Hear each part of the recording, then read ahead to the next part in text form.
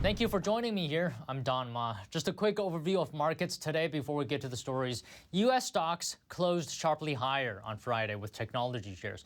This is as investors assessed Friday's jobs reports that showed U.S. hiring rose broadly in September, but also that wage growth was slowing. S&P 500 rose for the week, snapping a 4-week losing streak. The S&P 500 also appeared to bounce after nearing its 200-day moving average, currently sitting at around 4208. Market watchers have been weighing whether the Federal Reserve may be done hiking interest rates after a recent surge in long-term U.S. Treasury yields. Benchmark 10-year U.S. Treasury yields hit a 16-year high on Friday.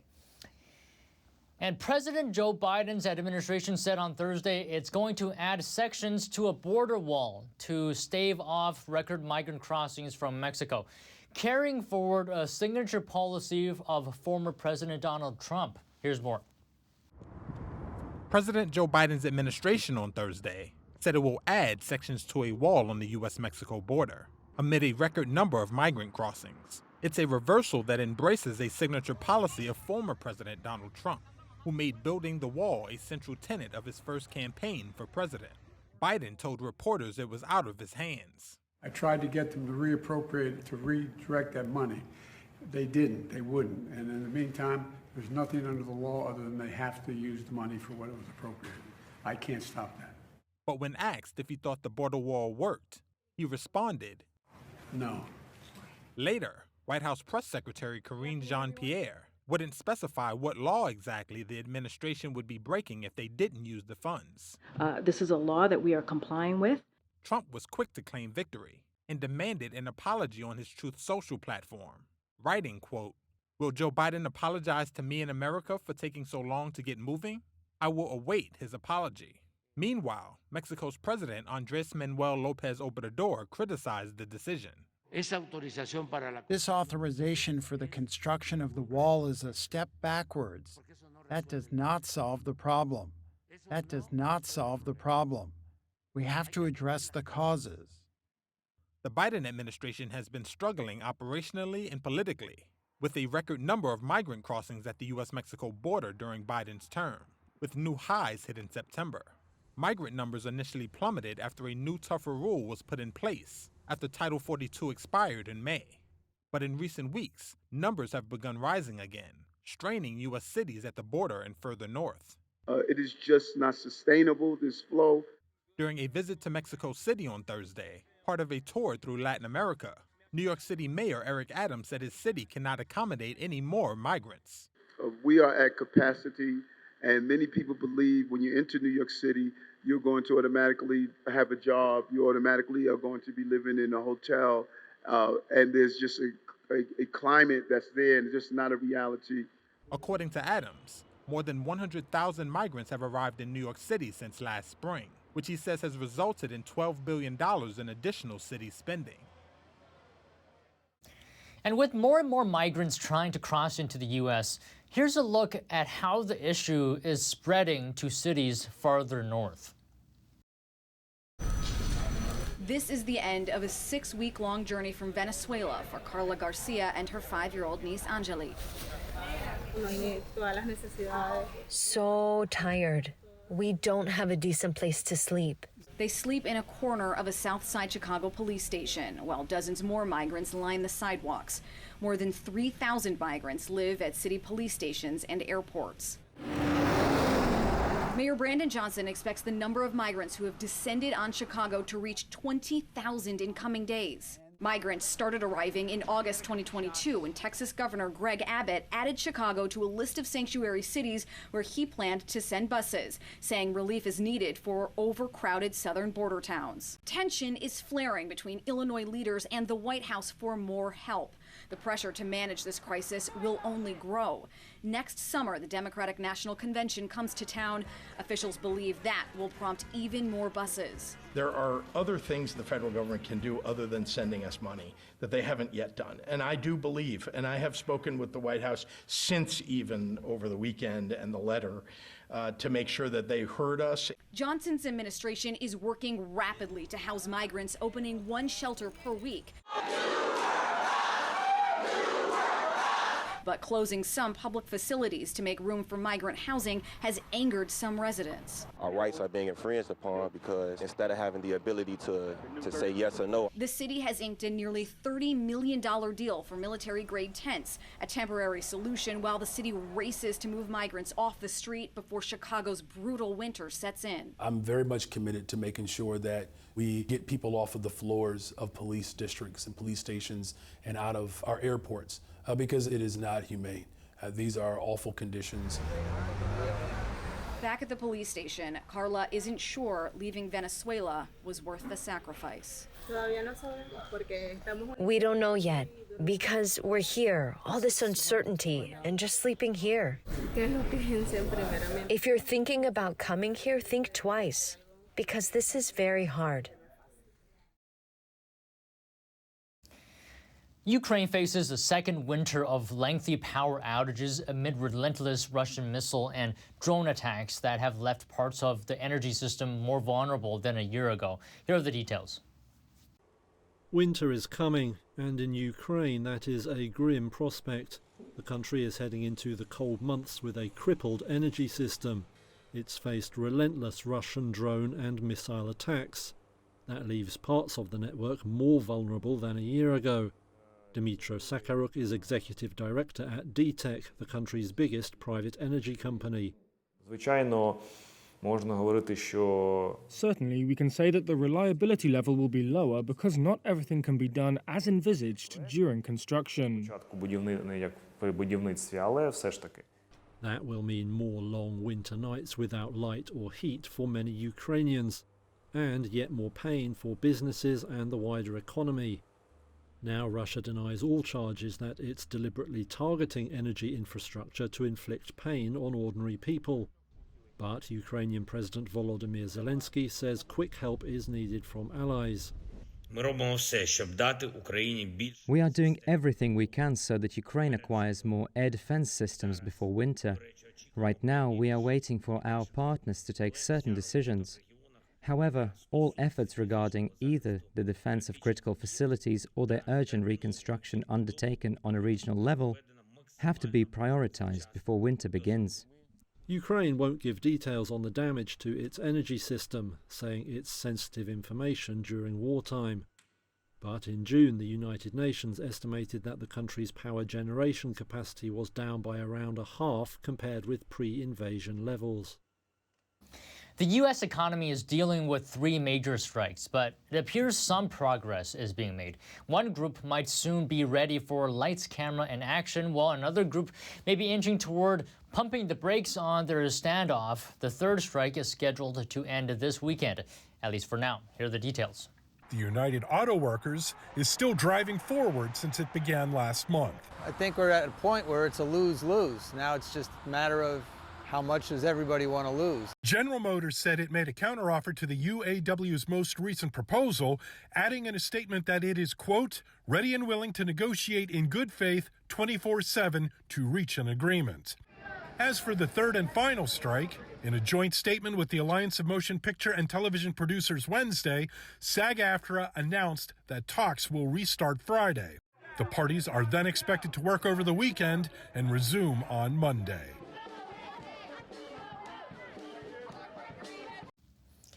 Tens of thousands of Kaiser Permanente union healthcare workers are returning to picket lines Thursday. Talks about a potential settlement didn't come to fruition Wednesday, but according to Kaiser officials, some progress toward a deal has been made. Here's a look.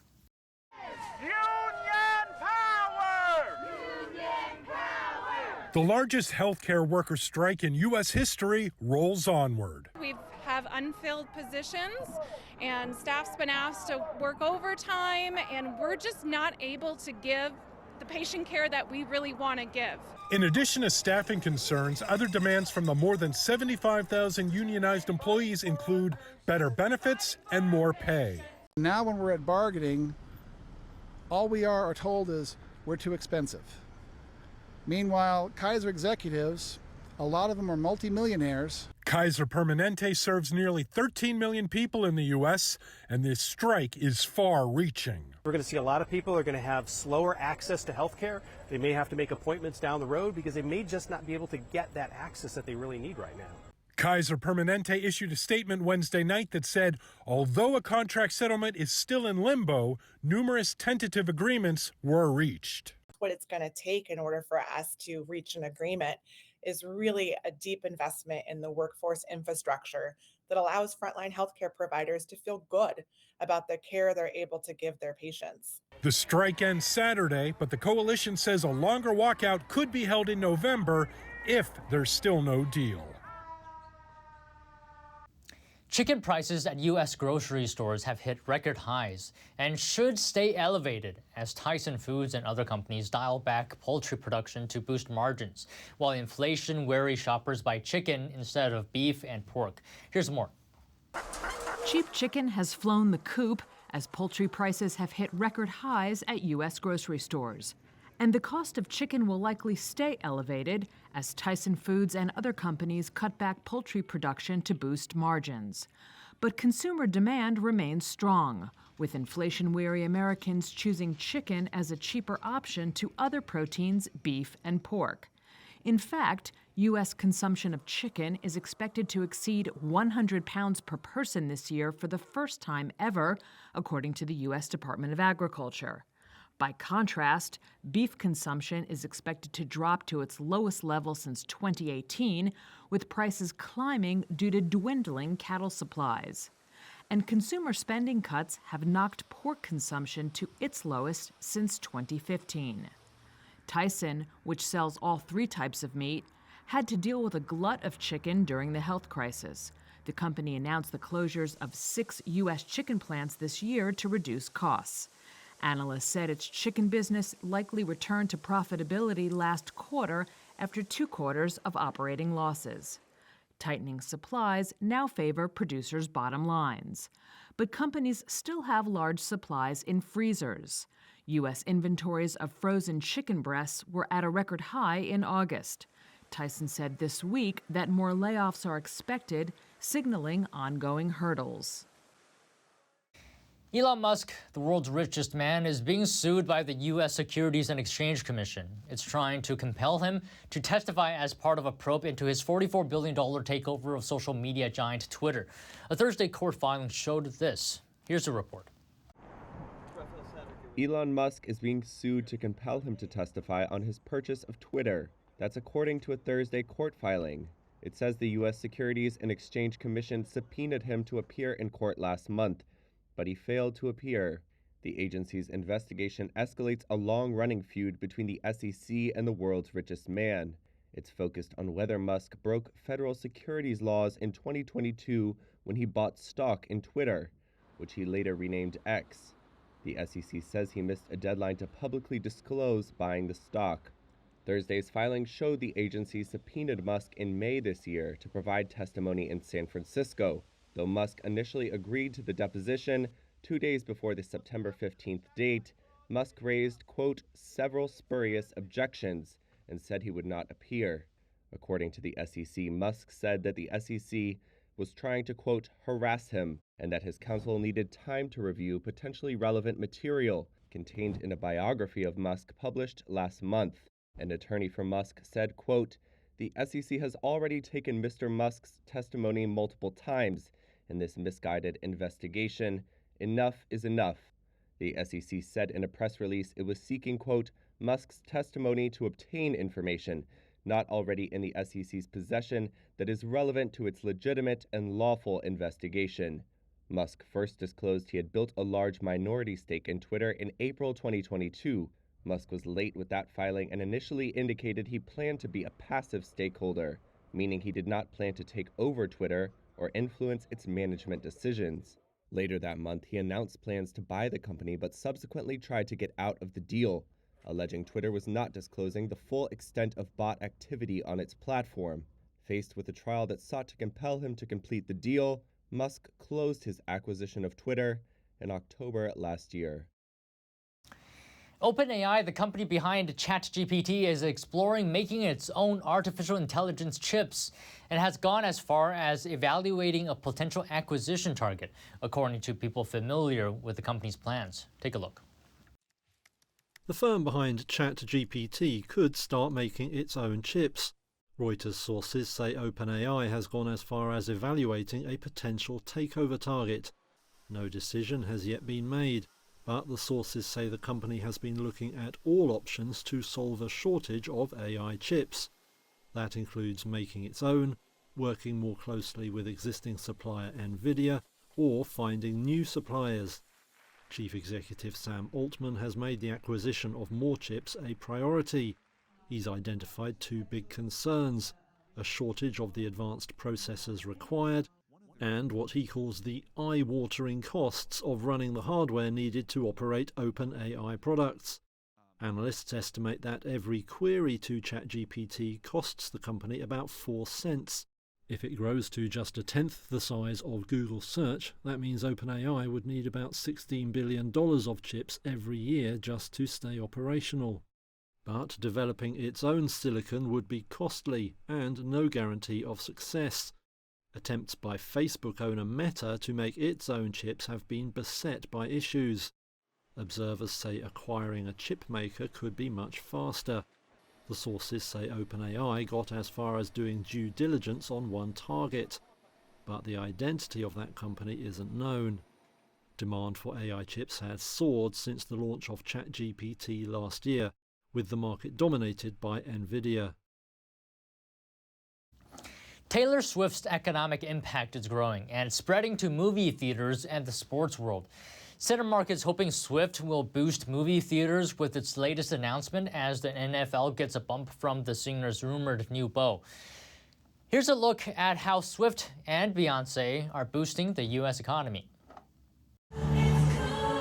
From the Eras Tour to movie screens across the country and now to the NFL world, Taylor Swift is boosting the U.S. economy, with some analysts coining the effect Swiftonomics. I've been writing about Swiftonomics for almost a year now, ever since she announced the Eras Tour, and it seems like there's always something new to say. This week, Cinemark announcing ticket sales for Swift's 3-hour concert film are setting pre-sale records. And analysts say, as eager fans spend money to see both stars, it's highlighting women's economic impact. When you think about the impact of Beyoncé and Taylor Swift both, every city they go to is seeing an economic bump because women are staying in hotels. Remote working is allowing that. They're going to the hair salon. They're buying outfits on Amazon or wherever to get together. The Eras Tour alone could be considered a $5 billion GDP type tour. That's according to Sanjay Sharma, adjunct professor of finance at the University of Southern California, who says adding it all up is hard, but says the money stays in the U.S. and supports local economies. It's a new phenomenon. It's not even compared. Super Bowl doesn't compare to this. Meanwhile, Swift's rumored new relationship with NFL star Travis Kelce is breaking NFL viewership records and generating lots of buzz as the Taylor Swift effect spreads to football. Now it's NFL sales, it's a jersey sales. So it seems like at the end of the day, the big winner here is the U.S. economy and consumer spending.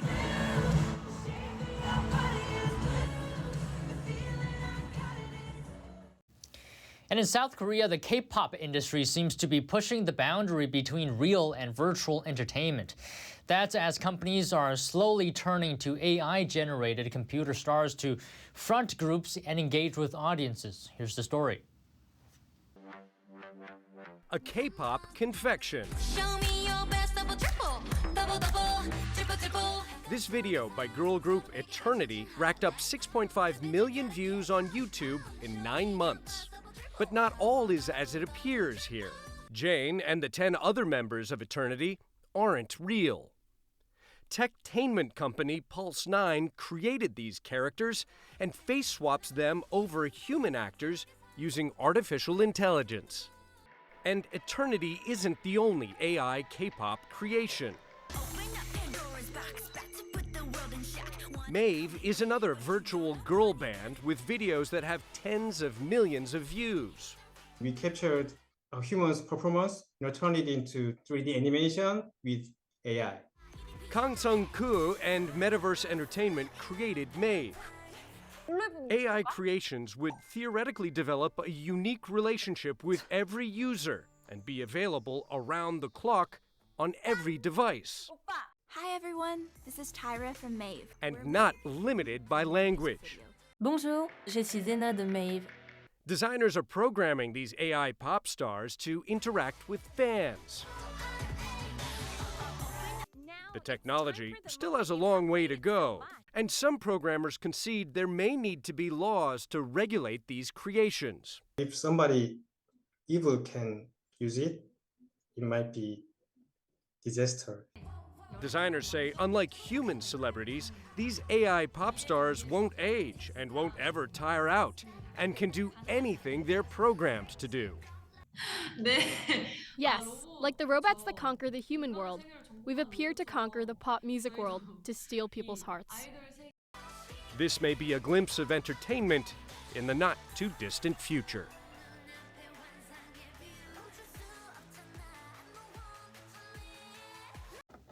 U.S. employment increased by the most in 8 months and soaring past expectations. Non-farm payrolls increased by 336,000 jobs last month. This is the largest rise since January. Jobs added were almost double estimates. The unemployment rate was unchanged at an 18-month high of 3.8%. The broad increase in payrolls was led by the leisure and hospitality industry, which added 96,000 jobs. Restaurants and bars dominated with 61,000 positions created, returning employment in the sector back to its pre-pandemic level. Government employment increased by 73,000 jobs. Wage gain moderated, and it was likely because most of the jobs added last month were in lower-paying industries. And here to talk to me about the latest jobs report is Chief Economist at ZipRecruiter, Julia Pollack. Julia, with economic data points, it's never a straight line down or a straight line up. So there's going to be some bumps along the way. We got this number this morning, 336,000 jobs added last month, way above expectations. What should we make of this number? Is the job market heating up again? How should we take it? Yeah, this report suggests that the job market is reaccelerating, and it's consistent with the Atlanta Fed's GDP Now estimate of third quarter GDP growth at 4.9%, about twice the usual long-run average. So there is plenty of evidence to suggest that economic activity is still chugging and that the economy is still generating jobs quickly. So what about when before we talked about perhaps the labor market could potentially be cooling? How does that fit into this jobs report number?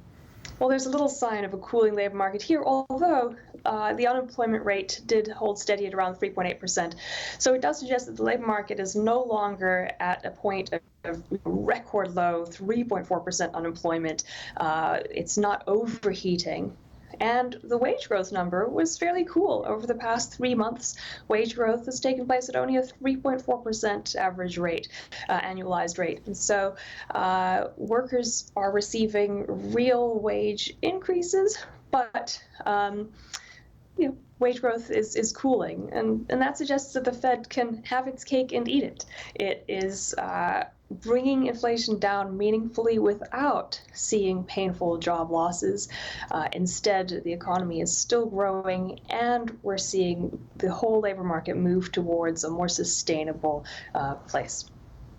So speaking of the Fed, does this headline number give the Fed more ammunition to, it has said it will increase another time this year. Does it give it more fuel to do that?